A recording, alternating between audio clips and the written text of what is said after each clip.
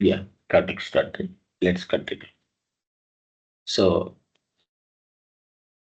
yesterday we were talking about some of the core concepts of OOP, object-oriented programming. So this is where we are talking yesterday. Is versus has a and has a relation self keyword importance of self. So and there are a few more things we would like to discuss today. And I told that today we'll just try to have a bit of more deeper introspection about constructor calling in inheritance and also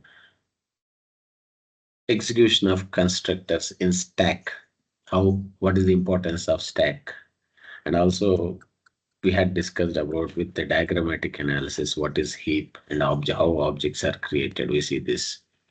On all that we had a very detailed analysis of all this. But today's session is also going to be one more very useful session because this gives you more deeper this thing about what deeper idea about constructor calling in inheritance. Means this topic is done. I'm just going little deep into that and show you some useful insights. Okay, and also implicit constructor calling, explicit constructor calling, and who is doing that implicit constructor calling. How to do explicit constructor calling. Explicit we already know, but the implicit thing we know that, but little bit more deep diving into that discussion. Okay, and super thing we already know.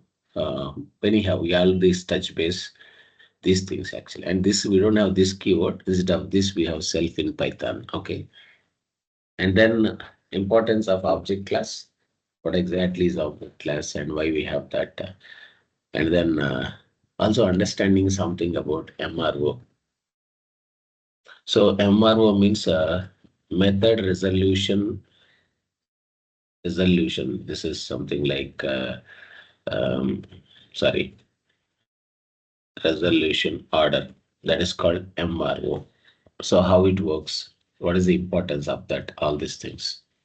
So let us start with that. So I'm just taking a simple example. So what is that? MRO test inheritance. Okay. Suppose you have class A. Okay, and then you have init method defined here, right? These are all important things, friends. Also, we cover one more important thing about a quick idea about overriding construct scenario as well in this discussion. So you just add something here. You don't need to use anything else. Just say print something like a class constructor call or anything, right? Otherwise, just simply say a constructor, and you can do one thing. You can create class B, which is inherited from A, but you don't add anything under B. If you want, you can add some concrete methods, all that, but don't put anything under B, just put pass. Nothing happens. Pass means if you don't want to implement your subclass, right? Just you can make it pass. Got it right, friends? You can just declare it pass. Right, next up to that. Now you create object for subclass. Now the question is, so here, this is the hierarchy. We have A class, B class, and we are creating B class object. Then what would be the output of this program? Nothing is there in B. Then what is the output we get here? That is the question. We get output print A's constructor. Let me run this so you see that A's constructor means A class constructor is called when you create B class object. Now, how this eh, how this constructor calling is happening? See, I didn't make any call to constructor of B class. There is no constructor in B class. What is this execute method resolution order of constructors in Python? This is very important for you, and this gives you a deeper insight of that.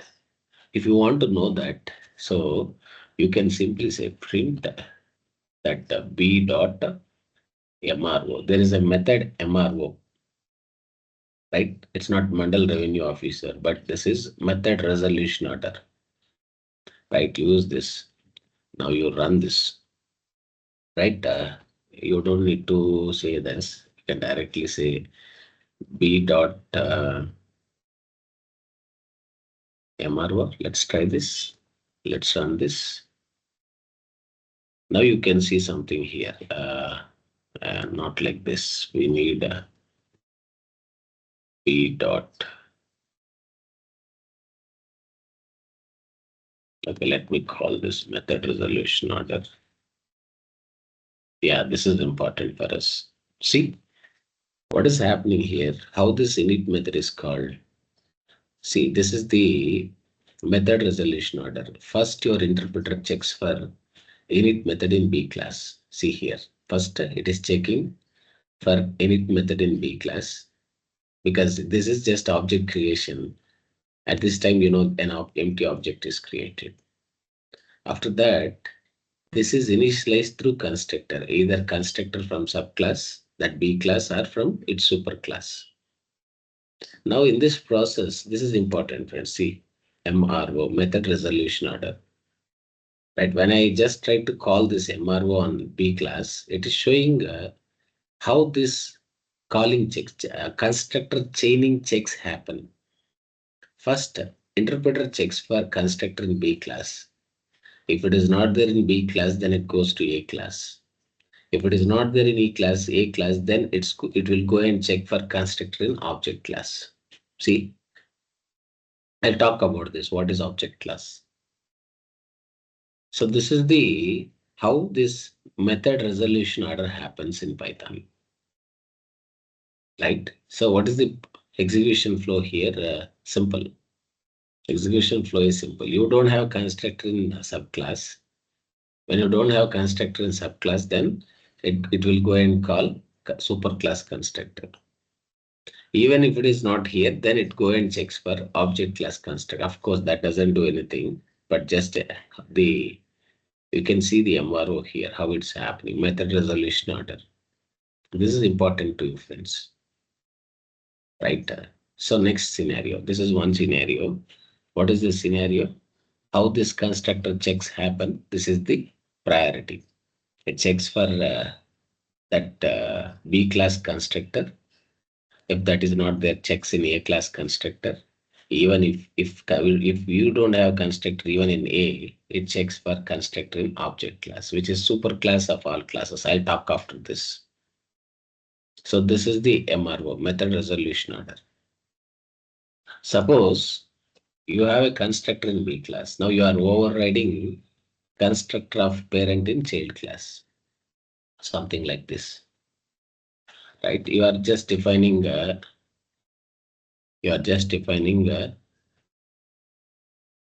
B's own constructor. What happened? Yeah, just change this B's own constructor.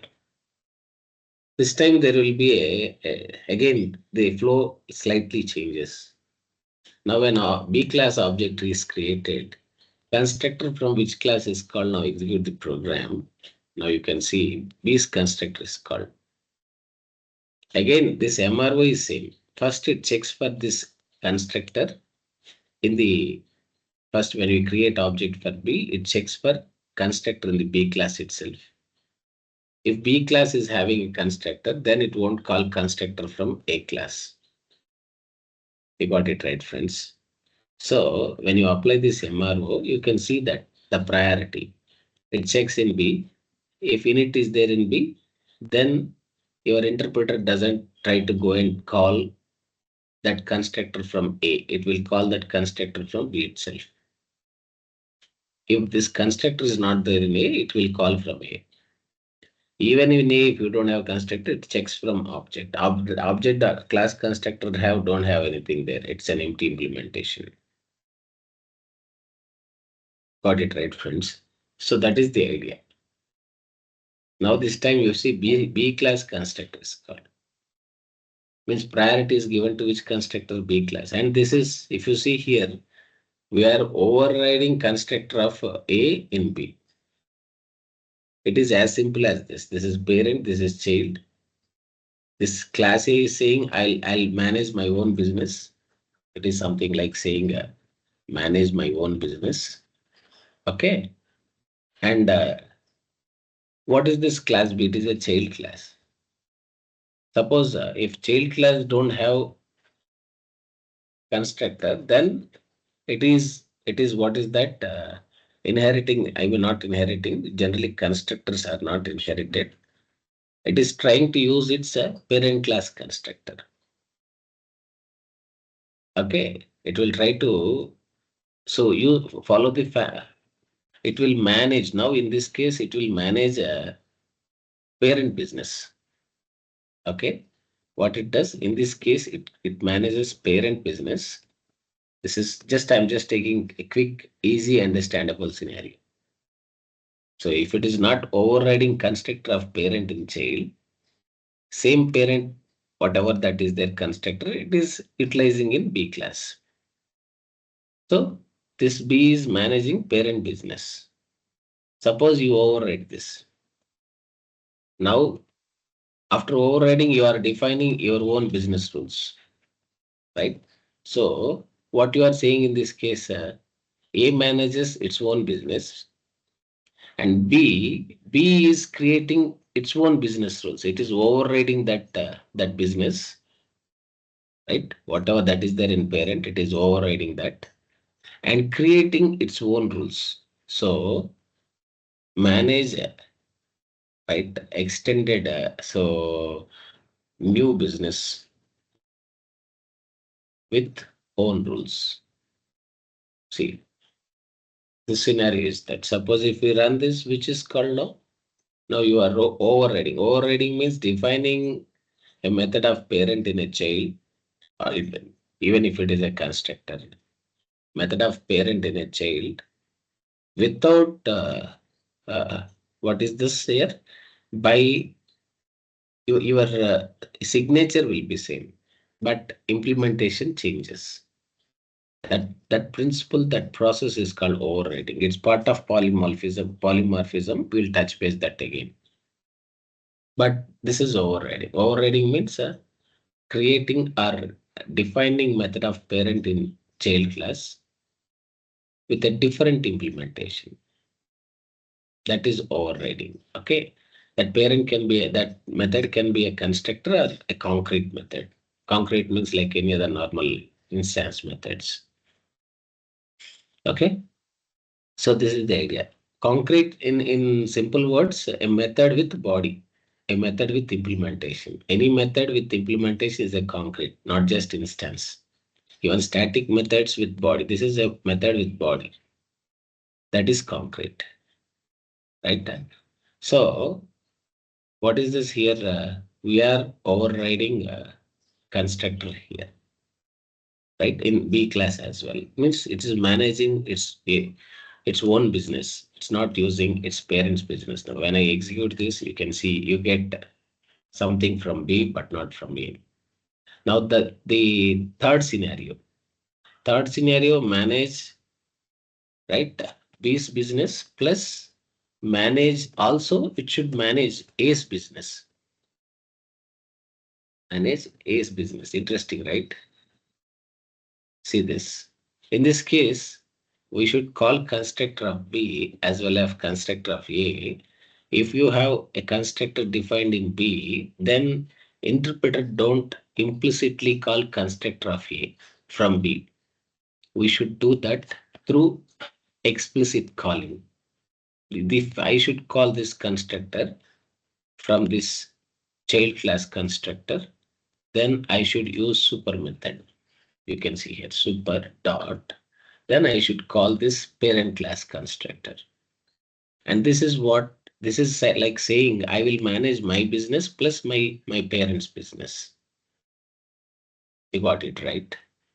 So this is like explicit calling to init method of parent. Now what happens when we run this? Both constructors are called, As per the MRO, again, what happens, sir? Same thing. That doesn't change any time, you can see. But what is happening here?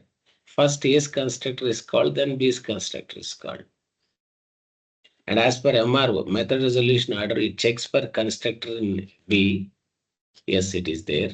Then interpreter don't call it automatically. That is why we added this explicit call to the constructor of A. Then it will go and check for constructor in, now again in A, you can see that that is there, and we are calling it through superclass constructor, right? So now again, if constructor is not even in A, it checks for object class constructor. Of course, object class constructor don't do anything there. It is just an empty implementation. So now what is happening here? In this case, this constructor calling happens from bottom to top. Execution happens from top to bottom. It is like a stack frame. I'll show you that with the pictorial analysis now itself. Now what is this is the execution flow of constructors in inheritance. You got it right, friends. So what happens if we add a constructor in subclass? How the interpreter behaves. What happens if you add constructor in super but not in subclass? What if you override that constructor of superclass in subclass? How this calling of constructor happens between both? What is MRO? How the priority is given to the constructor calling? How the checks happens? And finally, I have a doubt.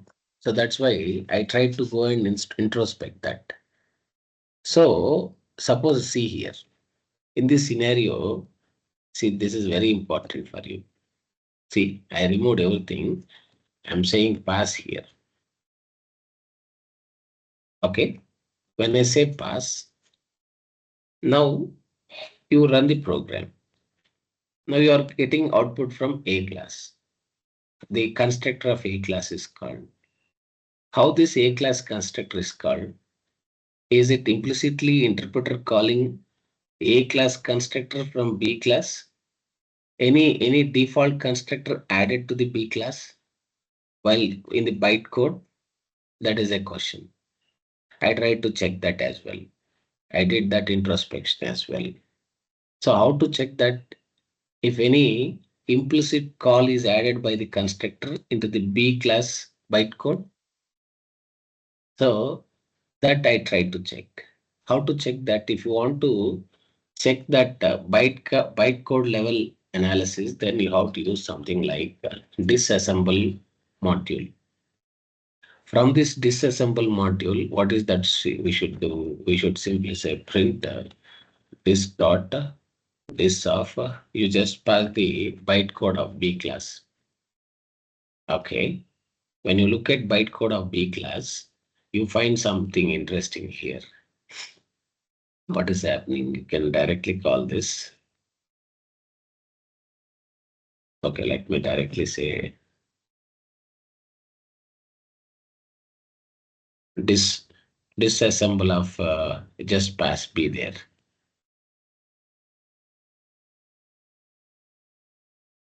Okay, no problem. I just had that code base somewhere. Yeah, you can see this. We don't need to call pass it to the print. That is the issue. Okay, do one thing.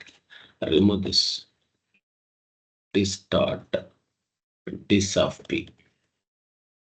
Now right click run this. Right. So you should get output of that.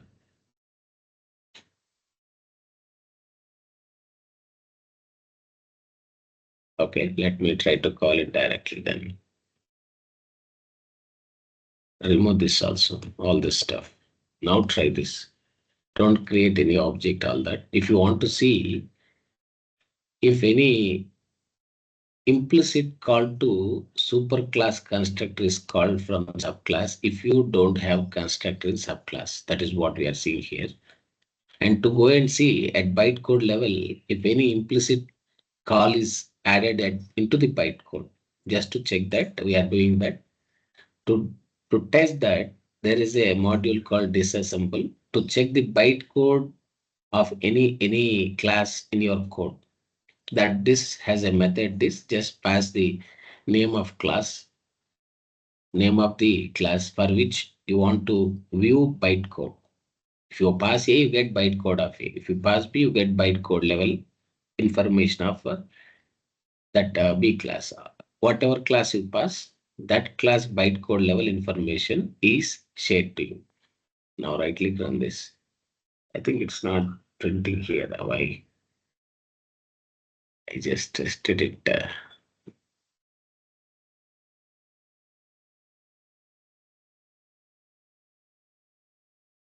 I'll do one thing. Let's ask chat bye this in Python.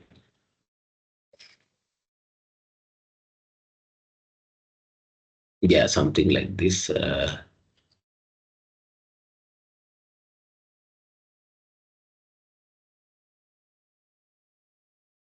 Okay, I'll do one thing.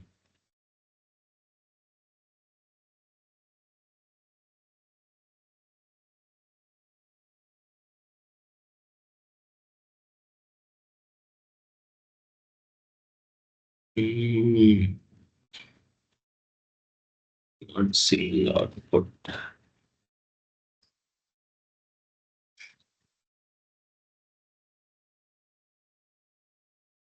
It is giving output here, but somehow it is not working in the.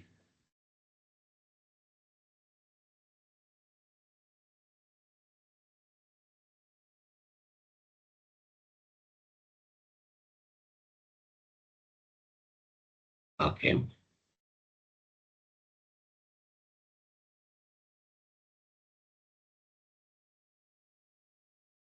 bytecode for B. These are all at memory level information. Just sharing you. Okay, then we should call this B dot init.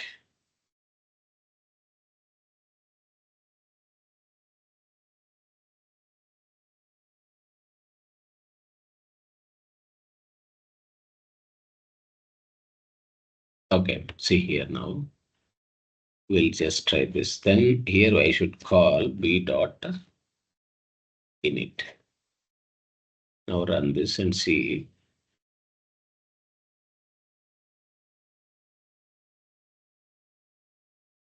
Again, I'm seeing it. Yeah, this should work for us. Okay, now this is the idea. So now if you see here, we don't see any, what is that? This is the actually the bytecode level calling for this program. So in this load global, load constant, calling function, something all this at bytecode level, what is that here? We don't see clearly see here when you look at this. The same constructor from superclass, this yeah constructors it is inheriting here.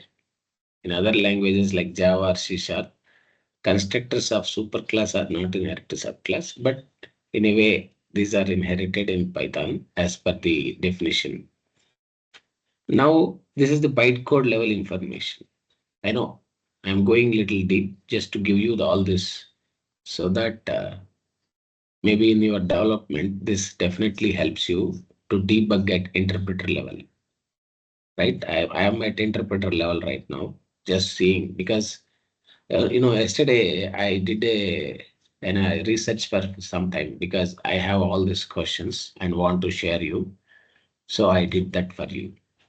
So finally, what is the point here? When we say when we look into the B class bytecode, point is we don't have any explicit constructor for A class from B class directly. It's actually the interpreter call. Interpreter directly just issue a call to A class as per MRO. You know, right? You know about MRO, right? What is MRO? MRO is nothing but method resolution order. That is already defined by the Python. That those rules are defined by Python.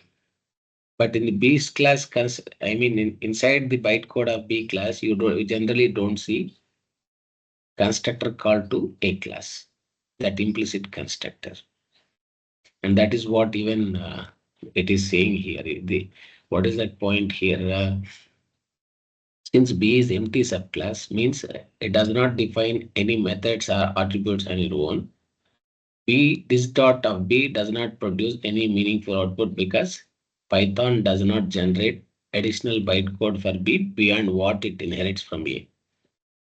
So means whatever you see in B is nothing but that is inherited from A, and nothing will be there for B. It is saying that all this whatever you are seeing here, this is from A class, not from B class. The output is identical to A init, confirming that B simply inherits A init without modification, right? So if you want to checking class level bytecode, so you can just copy this as well. See now, let us try this as well. You can remove this step and now run this, right? Execute it. So here, okay,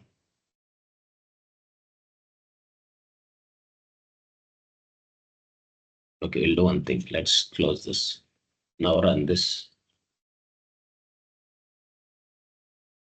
P dot dict of init. Okay.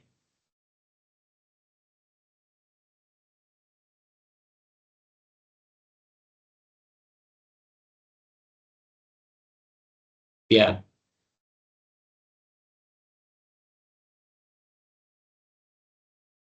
Okay, fine. Already that we check it. It is saying alternatively check for this. This we did check. And finally, you also do one thing. Using this disassemble dot dis of B dot init we check. Similarly, you check same for A also. The bytecode for both will be same. We have clearly seen that now. Right, see this now. So one is from B, this one. Second one is from A. And both will be identical because we don't have anything B from B. Whatever that is there in B is nothing but inherited from A. So the bytecode of B and A should look identical. And this explicit constructor calling that code that so not explicit, implicit constructor calling is not by default added in the bytecode. That is that constructor takes a call by following MRO. MRO means method resolution order. These are few important observations, friends. I just want to share you at bytecode level. What is the behavior? Okay. So now let me share all this for you. Sharing this with you. Right. So generally, this is more advanced discussion in Python, friends. Okay, so if the topic, if you want to close, we would have been closed a long time back. And I am also sharing 3 more scenarios with you. Let me just go one by one. This is about checking at bytecode level analysis. For that, you can use this module, this, and you can see how the bytecode is created. Suppose you do one thing. Now you just change this and add explicit constructor. Now you run this again. See the bytecode difference between B class. Sorry, I think I didn't put A here. Sorry, friends. Just a minute. Let's do one thing. Okay. Just change this to A. Run this now. Probably it should be same. We don't see any change in the bytecode of A class or B class because we don't have any implementation for B. If you put pass, this is empty implementation. All that is inherited from into B is nothing but from A. Right? So this is what it is. There is a small typo in that. Let me just take the second one, not the first one. After that, I'll just share all this one by one now. Now after that, what is that? Next one is what you can add a constructor explicitly into the B class. See here, you add a constructor explicitly into B class. Now you run this again and see the bytecode, right? So, and here change the output B class constructor, right? And then run this now. And you can see this. This is we have a change here in B class. See the bytecode has a change per B, as well as there is a change per bytecode in A. Here you can see at line 2 it is calling constructor of A class. Here at line 2 it is calling constructor of B class. This is difference. This is the change what we see from previous code to this code. Okay, let me just share this as well. So now finally this is second scenario.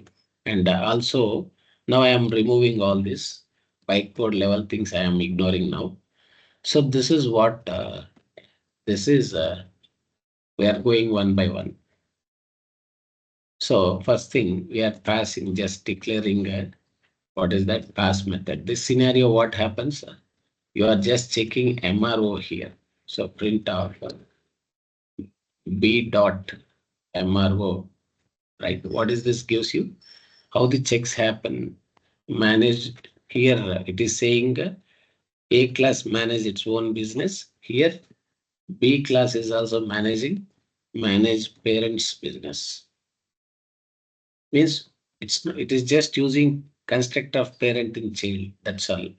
And with method resolution, your interpreter is deciding which construct to call here.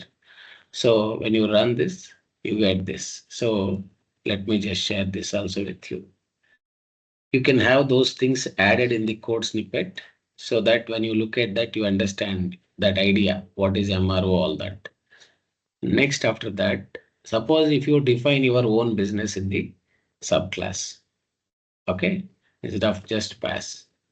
So this time, which constructor is called, friends? Subclass or superclass? Definitely subclass. When you run this, priority is given to the subclass. Copy this. So then output comes from, of course, make a change here. Make a small change here. Base constructor. Copy this. And then you can see the output this time. Output coming from B class constructor. You know why we discussed that. Next, one more last scenario. Explicit call to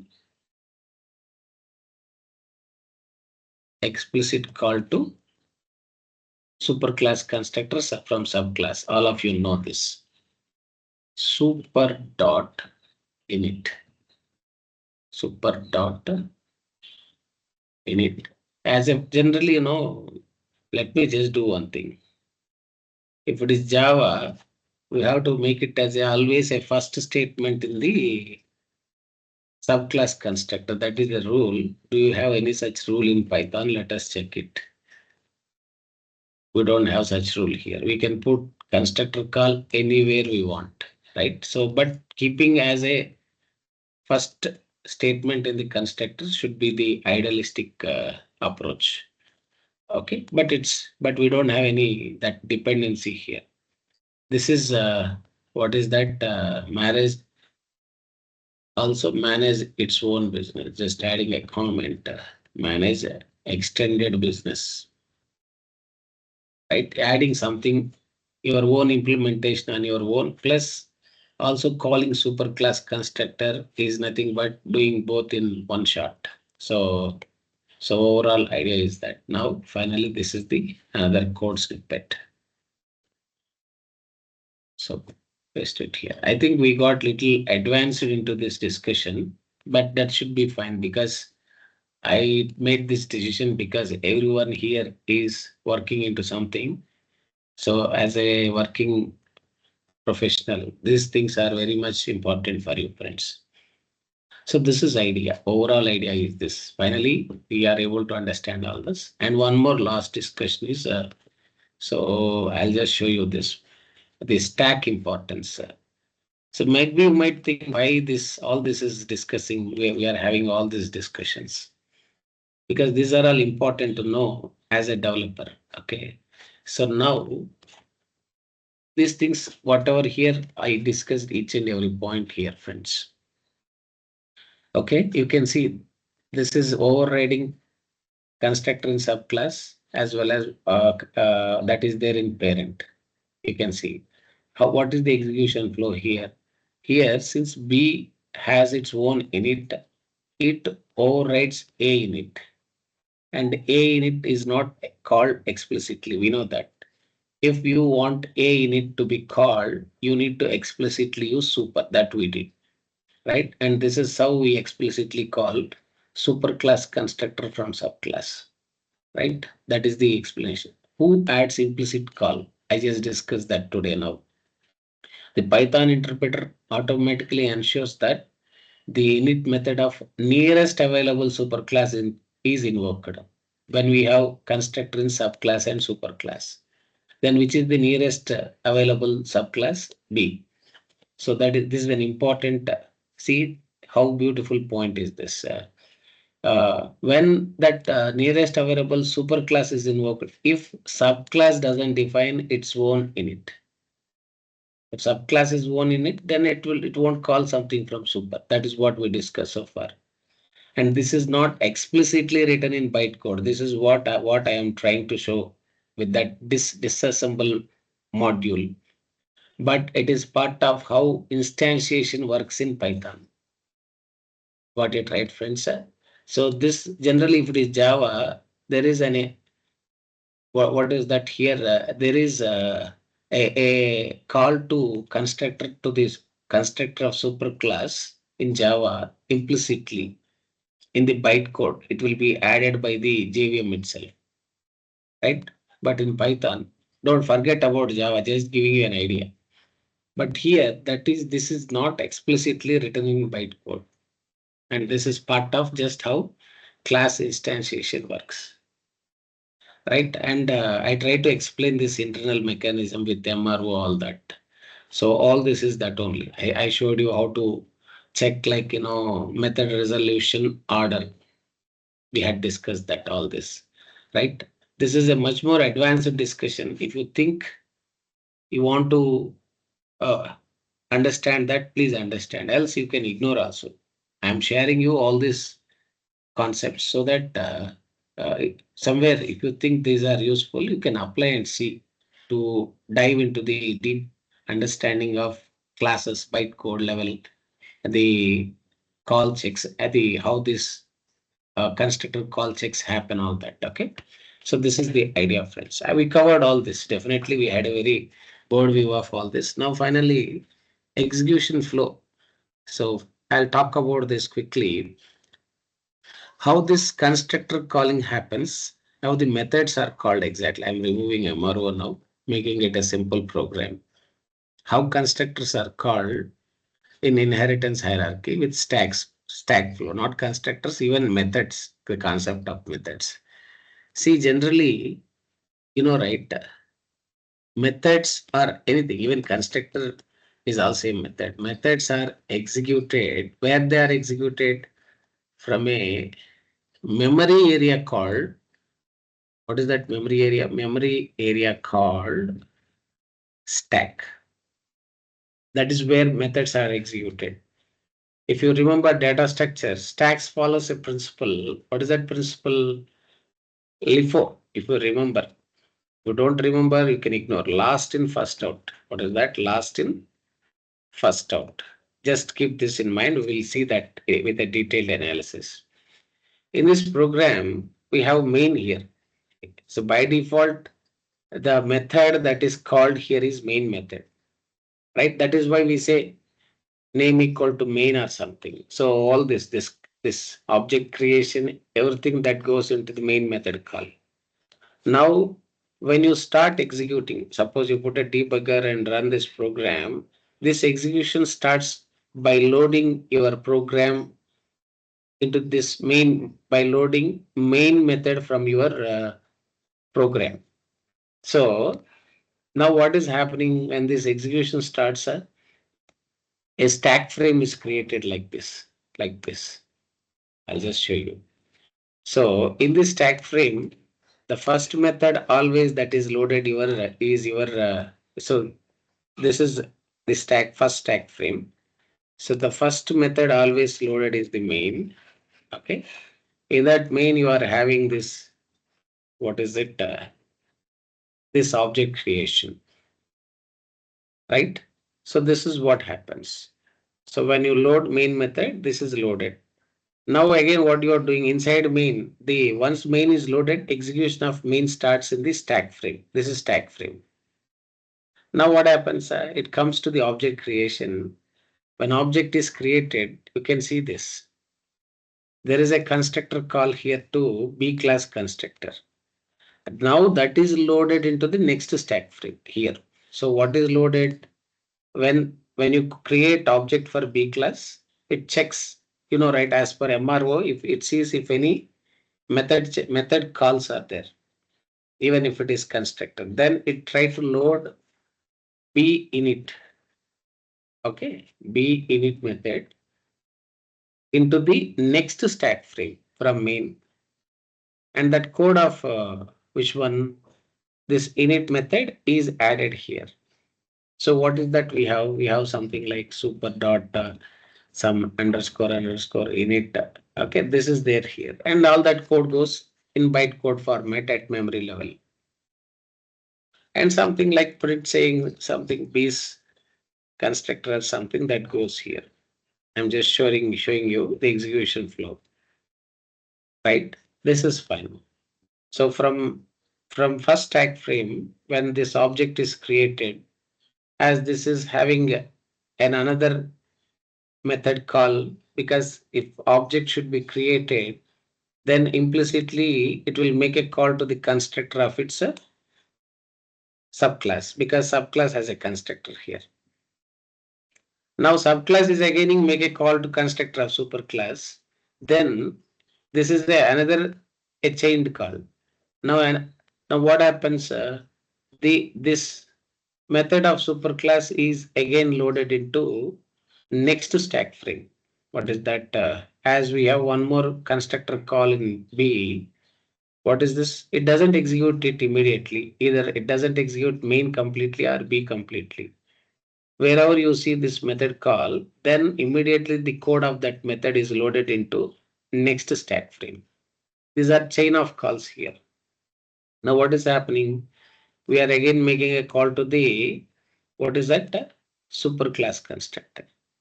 Then it will try to load that superclass constructor into the next stack frame, which is a dot underscore init, right? Of course, with self, all that, okay, which is nothing but self is a kind of, what is that? A local object. Now, what is there in A just have what simply print a print, just saying print A's constructor. Okay, this is the just calling process. Even from A, it will try to call it's a superclass constructor object. I'll talk about object after this. Object is superclass of all classes. It is a built-in one. I'll talk about it. But this is how the stack frame is useful. So always when you have methods in a program, methods are executed from a area called stack. First it loads main, and wherever we have a method call, right, to some method.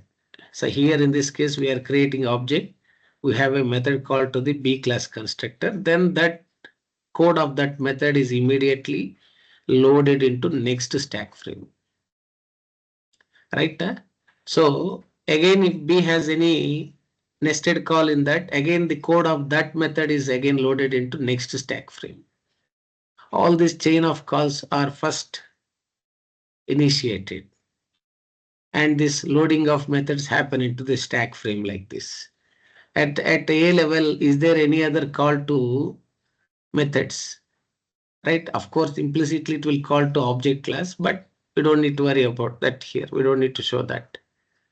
The calling is over. Now what happens? This is how loading happens. Now lost in first out, which is the last method called here. this one. This is first executed. Now what happens? It executes first A and prints this constructor output. You get A here onto the console. And the execution of this is over. We don't have no more statements. Then the control is again written back to the next level. From wherever you got called to A to that level, the control is written back. And whatever we have here, this code is popped from stack frame, right? In the previous case, when you have a method call, code is pushed into the next stack frame. Here, a push happens. Once the execution over, a pop happens. Again, it is written back to the this one. Again, in B, what is that? After this call to A class, this next statement is executed. That is printed onto the console. B's constructor or something. Okay, just you can think that. And once the execution of B is over, again the control is written back to its previous caller main. And again, this is popped from stack frame, right? It got popped. Once the controls come back, that pop happens. Now this stack frame we don't have three different boxes, just only one box final. Now we are at main level. Do we have any other code inside main? If you don't have code, then this control is again written back to interpreter, right? So it is written back to the interpreter. That's all. So the execution is over. And if you look at it, what is happening here inside stack? Every time you have a method call, a new box is created and then that code is placed into that stack frame. A new stack frame is created and that whatever code of that method is there, that is loaded into that new stack frame. So this is how methods are executed in stack by applying push and pop scenarios. And here you can see once execution of any method is completed, that control is written back to the previous caller, whoever it is. And then that method is popped from the stack frame so that it no longer exists again. So we got it right, friends. So this is the idea of executing methods in stack frame. This is sometimes people ask these questions in interviews about heap and stack. That is why I'm showing you this. Useful, right? So today we try to cover the most advanced things in this inheritance. Okay. So this finally completes the discussion of all this. What is that? These deep details of all these things. Okay, let's jump to the next topic. So let us jump about object class. What is object? Let me just quickly touch base this. Right? Object, one more important thing about inheritance. Right? Suppose you see here, I say some B dot. When I say B dot, you are seeing so many things apart from the constructor what we define in A class. You can also see this dict, this dir, this equal, this format, this class. You can see these annotations. See all this. When you are seeing that, besides that, there is something, a class showing here object. Can you see it, friends? What is this object? Means all these are inherited from this superclass object. Right? What is this object now? You need to know this. What is this object? In Python, not in Python, any programming language, every class is by default inherited from a built-in superclass. What is that? Every class is inherited from a built-in superclass object class. You can see you don't need to do that. Let me just show you a small example.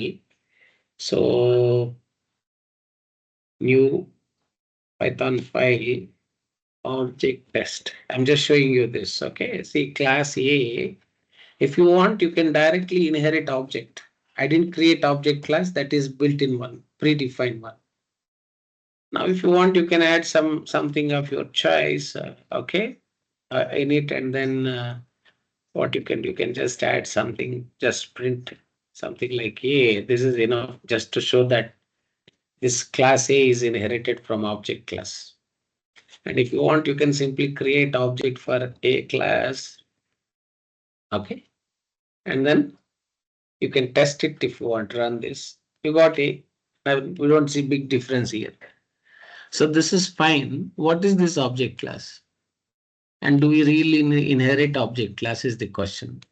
So this is the parent of all classes in Python. So that is what object class is all about. Okay.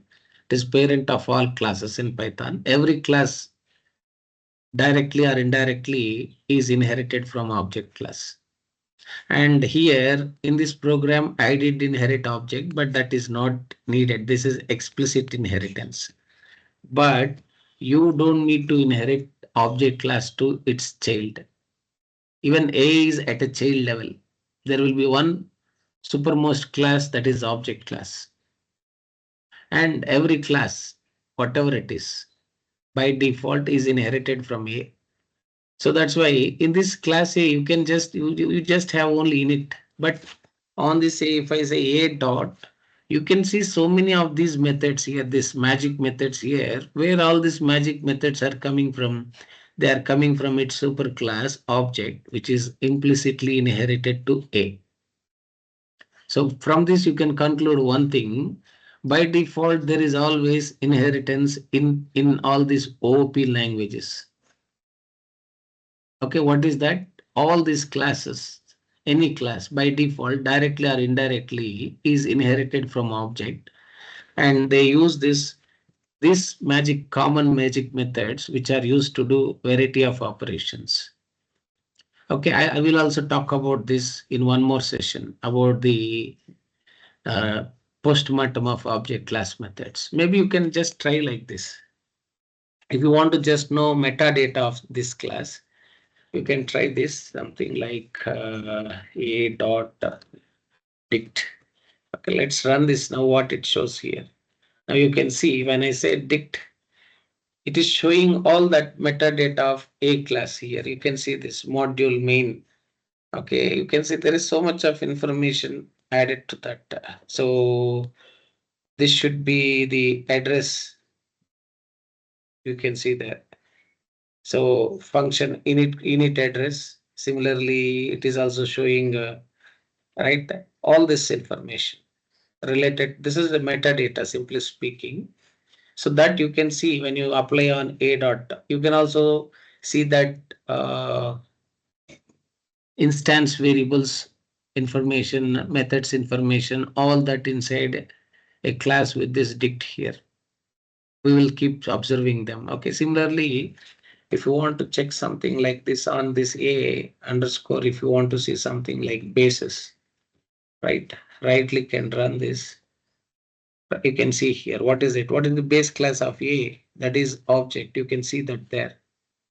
That is class object. Similarly, you can check all this. Okay, something like a dot. If you want to see one more quick check. So I just show you doc. Okay, run this now. So we don't have any documentation for a. Got it right. Suppose I put some documentation here. Right, this is a test or something. Okay, let's run this now. Now you can see that documentation inside a class, you are seeing this is test.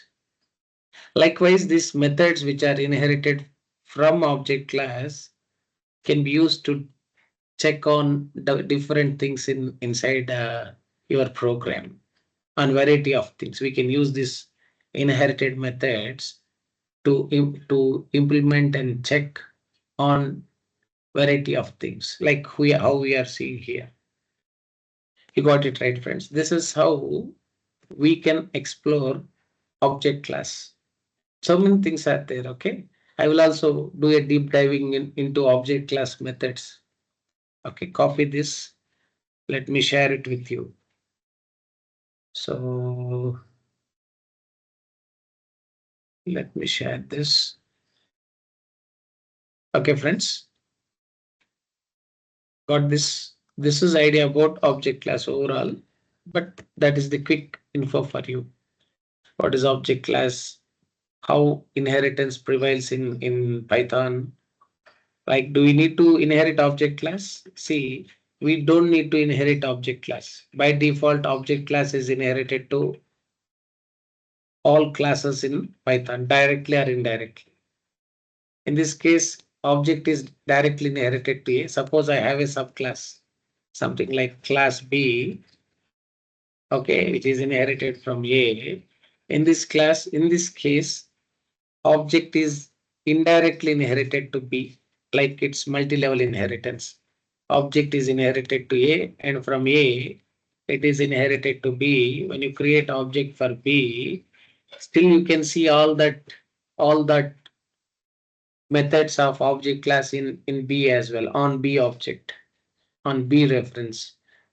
Got it right, friends? Huh? So to A, object is directly inherited. To B, it is indirectly inherited through A.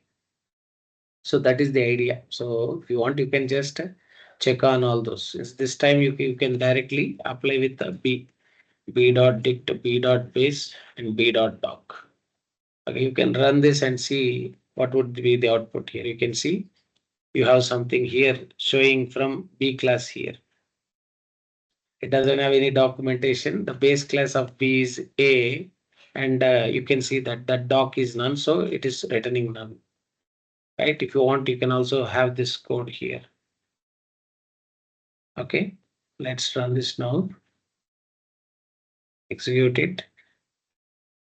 So this is the idea, friends. With this we did so the advanced discussion on all this, and tomorrow I jump into the next topic, which is nothing but not abstraction. Abstraction we do after what is that polymorphism. I would like to jump to the topic of what polymorphism, and then I'll talk about abstraction, encapsulation, all this one by one. And that after that, all that OOP topics will be completed. Probably we'll try to complete that within the next 1-2 sessions. We will close all this OOP concepts. Now we discussed all class object encapsulation in not encapsulation. Sorry, we didn't discuss that. Touch base that inheritance, and we see polymorphism, overriding, and then abstraction and encapsulation. Right.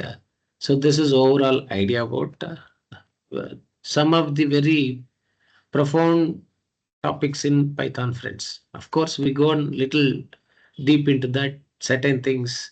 Maybe that if you want, you can take it or you can ignore it. It's up to you, friends. Okay. Finally, we'll stop this session here. Right. Any questions? Yes, sir. You said Yes. object is the super class, right? Correct. Let's say if I have a class, Okay. which is a parent, and Yeah. and I have a B class, which is a child, which is inheriting from class A. Okay.